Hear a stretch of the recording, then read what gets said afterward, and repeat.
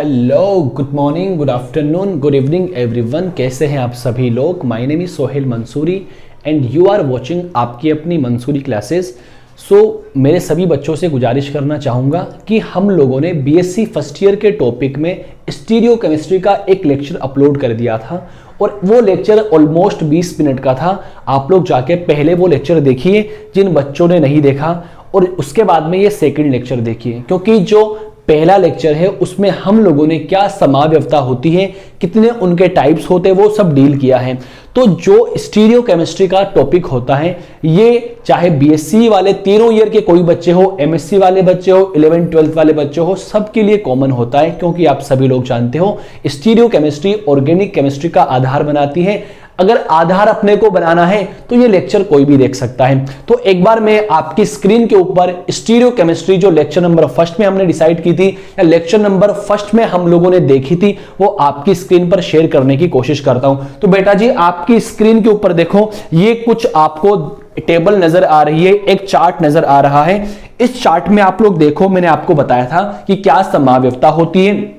ठीक है, मैंने ये बोला था कि दो या दो से अधिक ऐसे कंपाउंड जिनके मॉलिक्यूलर फॉर्मूला तो समान होते हैं लेकिन chemical and physical property different होती है, क्या कहलाते हैं, समावयवी कहलाते हैं। तथा इस परिघटना को हम लोग क्या बोलते हैं, समाव्यवस्था बोलते हैं। मेरे प्यारे बच्चों, समाव्यवस्था दो प्रकार की होती है। देखो स्क्रीन के ऊपर, एक तो होती है संरचनात्मक समाव्यवस्था, एक होती है त्रिविम समाव्यवस्था। यस और नोट। देखो, संरचनात्मक को पुनः मैं 5 भागों में बांटा हूं। एक तो होती है श्रृंखला समाव्यवस्था, एक होती है स्थिति समाव्यवस्था, एक होती है क्रियात्मक समूह समाव्यवस्था, एक होती है मध्याव्यवस्था, एक होती है चलाव्यवस्था। ठीक बात है। त्रिविम समाव्यवस्था की अगर मैं बात करूं तो त्रिविम समाव्यवस्था को दो प्रकारों में बांटा जाता है, विन्यासी समाव्यवस्था और संरूपीय समाव्यवस्था। और विन्यासी समाव्यवस्था भी दो प्रकार की होती है, ज्यामितीय समाव्यवस्था और प्रकाशिक समाव्यवस्था। तो मेरे प्यारे बच्चों, आज जो टॉपिक हम डिस्कस करने जा रहे हैं वो टॉपिक है आप लोगों का संरचनात्मक समाव्यवस्था। पहला लेक्चर आप लोग जाके देखो, उसके बाद में सेकंड लेक्चर आप लोग देखो। चलो हम लोग शुरू करते हैं। स्क्रीन से इस चार्ट को गायब करते हैं। हाँ प्यारे बच्चों, तो आप सब लोग डाल दीजिए संरचनात्मक समाव्यवस्था, संरचनात्मक समाव्यवस्था। ओके, समझने की कोशिश करना। संरचनात्मक समाव्यवस्था, संरचनात्मक समाव्यवस्था। तो मेरे प्यारे बच्चों, संरचनात्मक समाव्यवस्था को आप लोग क्या बोलते हो, स्ट्रक्चरल आइसोमेरिज्म। इंग्लिश में अगर बोलूं तो क्या बोलते हो, स्ट्रक्चरल आइसोमेरिज्म।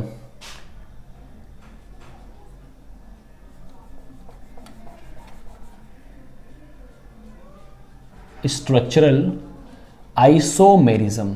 ओके, चलो हम लोग इसको शुरू करते हैं और इसको फिनिश भी करेंगे आज इसी लेक्चर में। ओके, देखो स्ट्रक्चरल आइसोमेरिज्म का मतलब क्या होता है कि दो या दो से अधिक ऐसे यौगिक, दो या दो से अधिक ऐसे यौगिक जिनके आणविक सूत्र तो समान होते। आणविक सूत्र का मतलब होता है उनका मॉलिक्यूलर फॉर्मूला तो समान होता है लेकिन उनका आणविक संरचना अलग होती है। मैंने क्या बोला, ऑर्गेनिक केमिस्ट्री के अंदर दो या दो से अधिक ऐसे यौगिक जिनके आणविक सूत्र तो समान होते हैं लेकिन उनकी आणविक संरचना अलग होती है। आणविक संरचना अलग होती है, फिर से मैं अंडरलाइन कर रहा हूं, आणविक संरचना अलग होती है, संरचनात्मक समावयवी कहलाते हैं। तथा इस परिघटना को हम लोग क्या बोलते हैं, संरचनात्मक समाव्यवस्था बोलते हैं। और ये निम्न प्रकार की होती है। आया समझ में। देखते हैं भाई अपन लोग। देखो मैं इसकी डेफिनेशन लिखवा सकता हूं, चाहे तो आप लोग लिख सकते हो।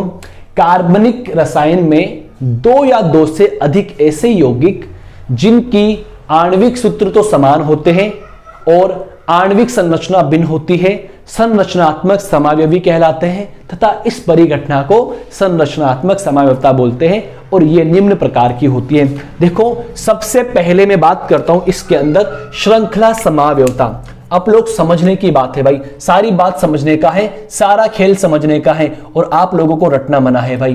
पहली बात करता हूं वो होती है श्रृंखला समाव्यवस्था। मेरे प्यारे बच्चों, समझने की कोशिश करना। श्रृंखला समाव्यवस्था, समाव्यवस्था।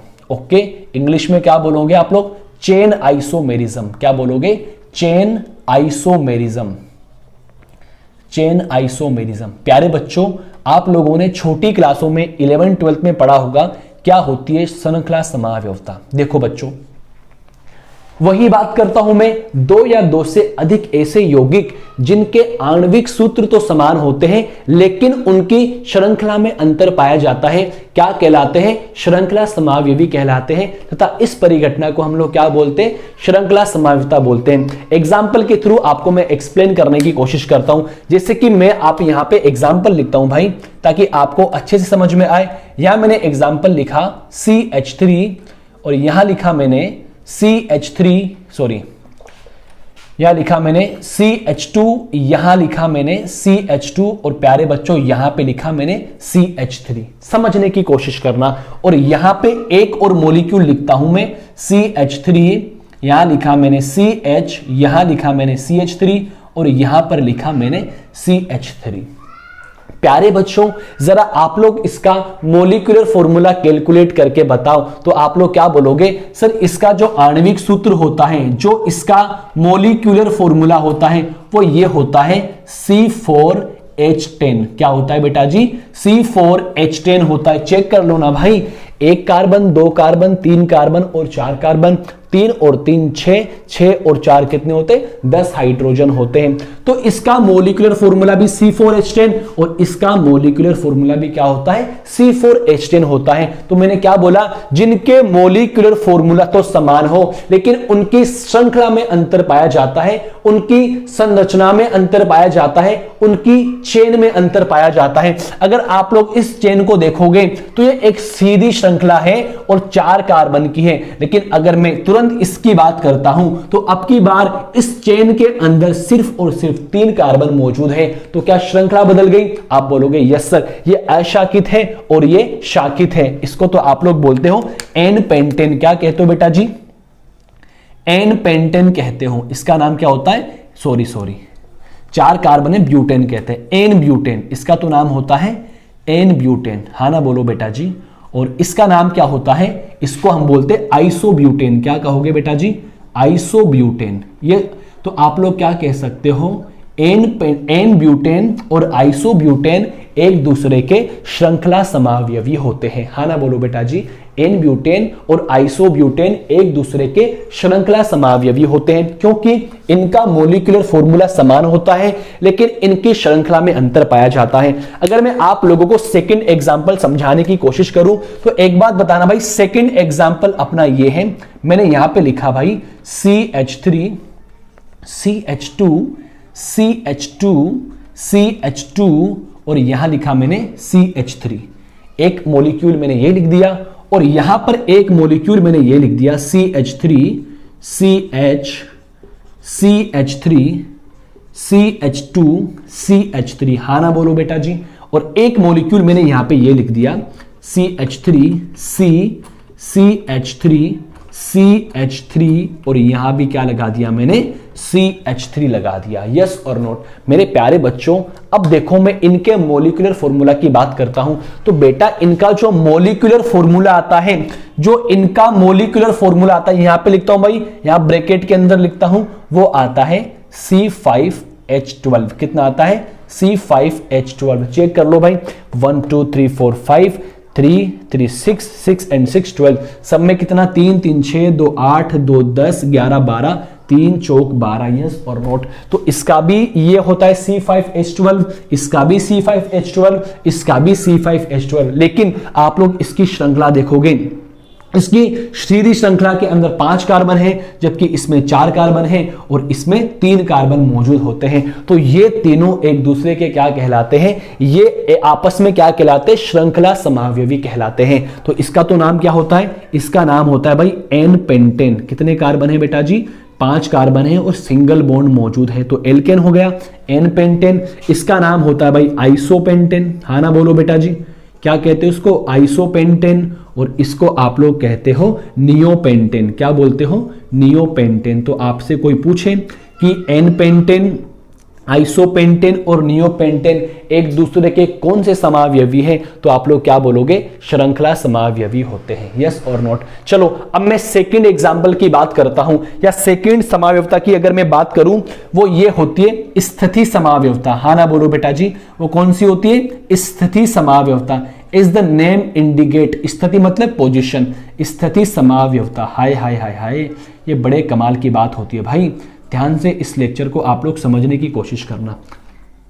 समावयवता, समावयवता, ओके। और इसको आप लोग इंग्लिश में क्या बोलते हो? Positional isomerism, positional isomerism, okay. चलो इसको भी मैं आपको समझाने की कोशिश करता हूं। तो मेरे प्यारे बच्चों, होता क्या है इसमें, आप लोगों ने क्या देखा कि इनका जो मोलिकुलर फॉर्मूला होता है वो तो क्या आता है बेटा जी? समान आता है। हाँ ना बोलो बेटा जी। लेकिन इनकी जो मोलिकुलर स्ट्रक्चर होती है वो क्या आती है? डिफरेंट आती है, असमान आती है, अलग अलग आती है, अलग अलग आती है। यस और नोट। अब मैं स्थिति समावयवता की बात करता हूं, तो वही सेम कहानी कार्बनिक रसायन में दो या दो से अधिक ऐसे यौगिक जिनके आणविक सूत्र तो समान होते, जब भी समावयवता की बात होती है तो आणविक सूत्र हमेशा समान होते हैं। तो आप लोग क्या बोलोगे? कार्बनिक रसायन के अंदर दो या दो से अधिक ऐसे यौगिक जिनके आणविक सूत्र तो समान होते हैं, लेकिन वहां पर क्रियात्मक समूह आ जाए या डबल बॉन्ड आ जाए या कोई प्रतिस्थापी आ जाए, उनकी स्थिति अलग अलग होती है। मैंने क्या बोला? देखो एमएफ तो समान होता है, एमएफ मतलब मोलिकुलर फॉर्मूला। डिफरेंट क्या होती है? वो होती है या तो कोई क्रियात्मक समूह आ जाए या कोई डबल बॉन्ड आ जाए या कोई ट्रिपल बॉन्ड आ जाए या कोई प्रतिस्थापी आ जाए, उनकी स्थिति अलग अलग होती है। क्या कहलाते हैं? स्थिति समावयवी कहलाते हैं। तथा इस परिघटना को हम लोग क्या बोलते हैं? स्थिति समावयवता बोलते हैं। एग्जाम्पल के थ्रू आपको एक्सप्लेन करने की कोशिश करता हूं ताकि आपको अच्छा समझ में आए। ओके चलो एक एग्जाम्पल लेता हूं मैं, बहुत बढ़िया एग्जाम्पल है, आप लोग मेरे को बता देना भाई। से मैंने यहां पे लिखा भाई CH3 CH2 CH2OH। हाँ ना बोलो बेटा जी। और यहां पे मैं लिखता हूं दूसरा मॉलिक्यूल CH3 CHOH और यहां लिखा मैंने CH3। तो मेरे को एक बात बताओ, सबसे पहले अगर ये दोनों एक दूसरे के समावयवी है तो इनके मोलिकुलर फॉर्मूला समान होने चाहिए। चलो चेक करके बताओ, क्या इनके मोलिकुलर फॉर्मूला समान है क्या? चेक करते अपन फटाफट, चेक करो फटाफट आप लोग। 1 2 3 कार्बन, आप लोग लिखोगे 3 कार्बन। हाइड्रोजन कितने? 3 2 5 2 7 और 1 8, 8 हाइड्रोजन और 1 ऑक्सीजन। इसमें देखो 1 2 3 कार्बन, हाइड्रोजन 3 3 6 7 और 8 और 1 ऑक्सीजन। तो आपको क्या पता लगा कि इनका जो मोलिकुलर फॉर्मूला होता है वो समान होता है। लेकिन मैंने क्या कहा? क्रियात्मक समूह आ जाए, डबल बॉन्ड या ट्रिपल बॉन्ड आ जाए या कोई प्रतिस्थापी आ जाए, उनकी स्थिति ही बदल जाए। क्या कहलाते हैं? स्थिति समावयवी कहलाते हैं। देखो यहां पर जो क्रियात्मक समूह लगा हुआ है ये नंबर 1 पे लगा हुआ है, जबकि यहां पे जो क्रियात्मक समूह लगा हुआ है वो नंबर 2 पे लगा हुआ है। तो इसका IUPAC नाम क्या हो जाएगा भाई? बोलो बेटा जी। प्रोपेन 1-ऑल या 1 प्रोपेनॉल। क्या बोलोगे इसका IUPAC नाम? 1 प्रोपेनॉल, 1 प्रोपेनॉल, ओके। और इसका नाम क्या बोलोगे? 2 प्रोपेनॉल या प्रोपेन 2-ऑल, 2 प्रोपेनॉल। हाँ ना बोलो बेटा जी। तो यहां पे OH की स्थिति बदल गई, पहले 1 नंबर पे था, अब ये 2 नंबर पे आ गया। तो ये दोनों एक दूसरे के क्या कहलाते हैं बेटा जी? स्थिति समावयवी कहलाते हैं। एक एग्जांपल की अगर मैं और बात करूं तो यहां पे नेक्स्ट एग्जांपल में लिखता हूं भाई, एग्जांपल नंबर 2। यहां लिखा मैंने CH2 double bond CH, CH2 और CH3।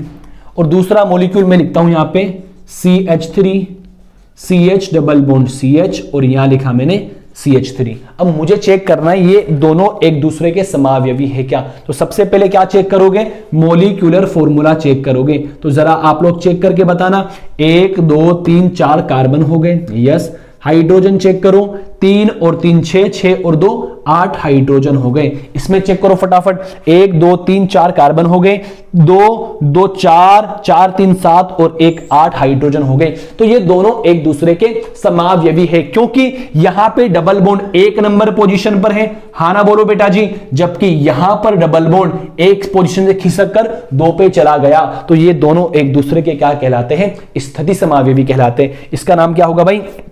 इसका नाम होता है 1 ब्यूटीन। क्या होता है बेटा जी? 1 ब्यूटीन, क्योंकि 4 कार्बन है, एल्कीन है, 1 नंबर पर डबल बॉन्ड है, तो क्या बोल दिया? 1 ब्यूटीन। और इसका नाम क्या होता है भाई? 2 ब्यूटीन इसका नाम होता है। तो 1 ब्यूटीन और 2 ब्यूटीन एक दूसरे के क्या होते हैं? स्थिति समावयवी होते हैं। हाँ ना बोलो बेटा जी। आपको समझ में आ रहा है क्या भाई सारा कुछ? चलो एक एग्जाम्पल के थ्रू मैं आपको और एक्सप्लेन करने की कोशिश करता हूं भाई। एक एग्जाम्पल के थ्रू आपको और एक्सप्लेन करने की कोशिश करता हूं भाई। बढ़िया सवाल है, देखो यहां पे नीचे लिखता हूं थोड़ा सा। यहां लिखा मैंने CH3 और यहां पे लिखा मैंने ये भी CH3। एक यहां पे ऑर्थो पे लगा दिया, हाँ ना बोलो बेटा जी। एक मैंने इनकी मेटा पे लगा दिया। अरे बोलो बेटा जी, कमेंट बॉक्स भरो दबा के। लेक्चर पसंद आए तो शेयर करो दबा के, अपने दोस्तों में सब में शेयर करो और ज़्यादा से ज़्यादा सब्सक्राइब करो अपने चैनल को, क्योंकि आप लोगों के लिए अच्छा कंटेंट यहाँ से मिल रहा है। तो प्लीज़ इतना सपोर्ट आप लोग कर सकते हो। हाँ ना बोलो बेटा जी। अब बेटा जी मुझे चेक करना है क्या इनका मोलिकुलर फॉर्मूला समान है क्या? 6 कार्बन 8 कार्बन, 8 तो कार्बन, हाइड्रोजन कितने? 1 2 3 4 एंड 10 हाइड्रोजन होते। हाँ ना बोलो बेटा जी। तो कार्बन कितने? 8, हाइड्रोजन कितने हो गए? 10। अब मुझे चेक करना है ये क्या है। देखो पहले ये इसकी ऑर्थो पे था, फिर ये इसकी मेटा पे चला गया, फिर ये इसकी पैरा पे चला गया, तो ये पोजीशन चेंज हो रही है। तो इसको हम क्या बोलते हैं? स्थिति समावयवी बोलते हैं। इसका नाम होता है ऑर्थोजाइलिन। क्या नाम होता है बेटा जी? ऑर्थोजाइलिन। इसका नाम होता है मेटाजाइलिन। हाँ ना बोलो बेटा जी। बेटा आप लोगों के लिए इतनी रात को लेक्चर बन रहा है, तो प्लीज आप लोग थोड़ा सपोर्ट करो भाई, मेहनत करो, शेयर करो दबा के। तो आप लोगों को पता चला क्या स्थिति समावयवी होता है, क्या स्थिति समावयवता होती है।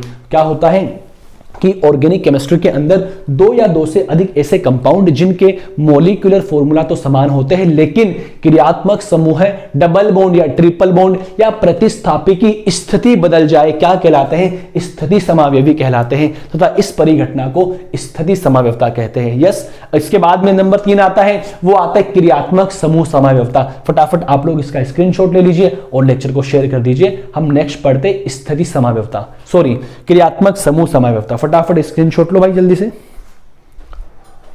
Very good. हाँ तो मेरे प्यारे बच्चों, आप लोगों ने अभी देखा है श्रृंखला समावयवता क्या होती है और स्थिति समावयवता क्या होती है, और मैंने एग्जाम्पल भी आप लोगों को बताए हैं। 3rd नंबर आप लोग डाल दीजिएगा, हेडिंग 3rd नंबर डाल दीजिएगा क्रियात्मक समूह समावयवता। देखो आप सब लोग हिंदी मीडियम से हो ज्यादा बच्चे, तो आप लोग हिंदी में देखो भाई। क्रियात्मक समूह, मेरे को हिंदी थोड़ा कम लिखना आती है भाई। क्रियात्मक समूह समावयवता।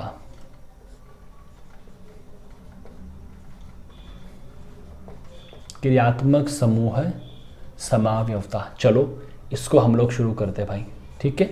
Functional group isomerism. देखो प्यारे बच्चों, नाम ही क्या बोल रहा है? क्रियात्मक समूह है, मतलब ऐसे समावयवी जिनमें क्रियात्मक समूह ही बदल जाए। अरे भाई इनमें क्या होता है? इनका जो आणविक सूत्र होता है वो तो समान रहेगा, क्योंकि समावयवता है तो आणविक सूत्र क्या रहेगा? समान रहेगा। आणविक सूत्र तो क्या रहता है बेटा जी? समान रहता है। लेकिन जो क्रियात्मक समूह होता है, आय हाय हाय हाय, जो क्रियात्मक समूह होता है, आय हाय हाय हाय, बड़े काम की बात है भाई। क्रियात्मक समूह क्या होता है? अरे बदल जाता है, अलग हो जाता है, बदल जाता है।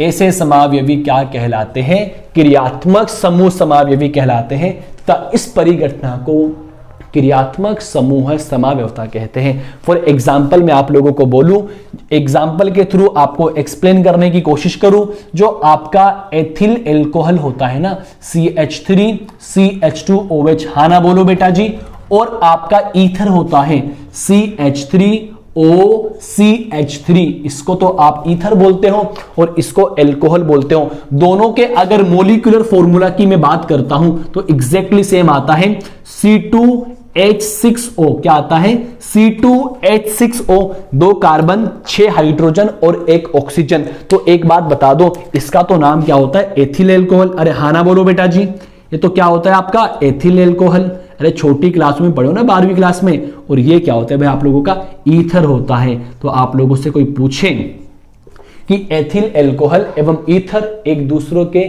क्या होते हैं, आप लोग बोलोगे क्रियात्मक समूह समावयवी होते हैं, क्योंकि यहाँ पे एल्कोहलिक ग्रुप लगा हुआ है और यहाँ पे ईथर ग्रुप मौजूद होता है। यस और नोट। चलो एक एग्जांपल के थ्रू मैं आपको और अच्छे से एक्सप्लेन करता हूं ताकि आपके टॉपिक में फिनिशिंग आ जाए। मैं यहाँ पे लिखता हूं CH3 C double bond H, sorry हाँ यहाँ पे लिखता हूं